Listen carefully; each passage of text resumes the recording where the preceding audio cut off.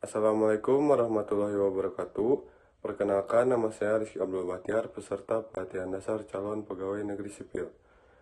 Dalam video ini, saya akan membahas analisis isu kontemporer, yaitu salah satu modul penting dalam pelatihan dasar calon pegawai negeri sipil.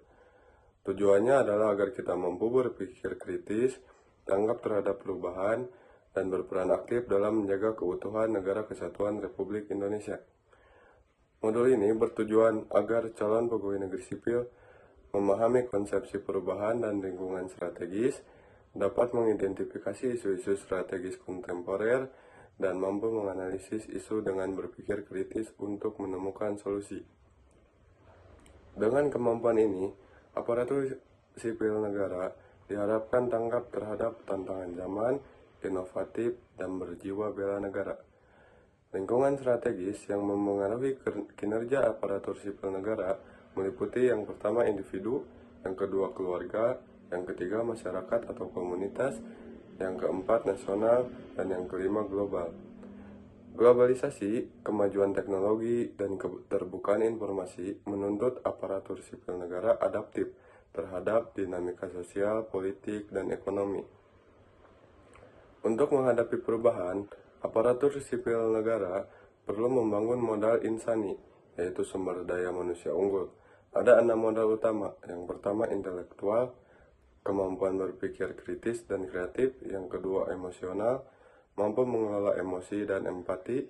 Yang ketiga sosial, membangun kerjasama dan jejaring positif.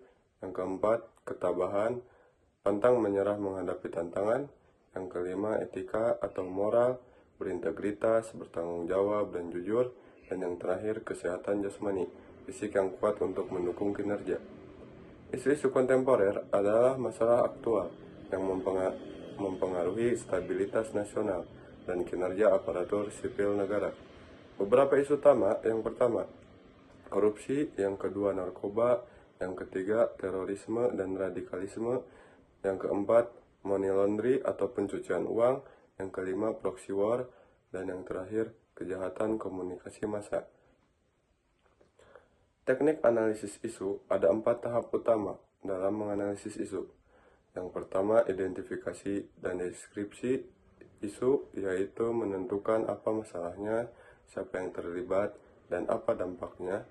Yang kedua memilah atau menepis isu, dapat menggunakan teknik APKL atau aktual, problematik, halayak, dan layak, dan USG atau urgency, seriousness, dan growth. Yang ketiga mendalami isu, dapat menggunakan fishbone diagram, SWOT, atau mind mapping untuk menemukan akar masalah. Yang keempat menentukan alternatif solusi, yaitu membuat rekomendasi yang realistis dan berdampak positif. Esensi bela negara dalam analisis isu, ASN harus yang pertama peka terhadap masalah bangsa, yang kedua berpikir kritis dan inovatif mencari solusi, dan yang terakhir menjadi pelayan publik yang profesional. Pembelajaran analisis isu kontemporer dilakukan dengan pendekatan yang pertama terintegrasi dengan agenda sikap perilaku bela negara, yang kedua berbasis praktik dan aktualisasi nilai, bukan hanya teori. Yang ketiga menggunakan media interaktif, contohnya modul, video, berita aktual, studi kasus, dan diskusi kelompok. Yang keempat, hasil belajar diukur dari kemampuan peserta untuk yang pertama menjelaskan konsep perubahan strategis, mengidentifikasi dan menganalisis isu-isu kontemporer, dan yang terakhir menunjukkan perilaku bela negara dalam praktik kedisiplinan, kepemimpinan, dan kerjasama.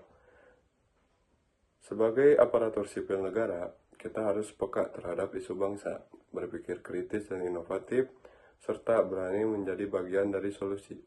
Dengan memahami substansi dan proses pembelajaran analisis isu kontemporer, kita berkontribusi langsung dalam bela negara di era modern. Mungkin sekian yang bisa saya paparkan dalam video kali ini. Kurang lebihnya mohon maaf. Terima kasih. Wassalamualaikum warahmatullahi wabarakatuh.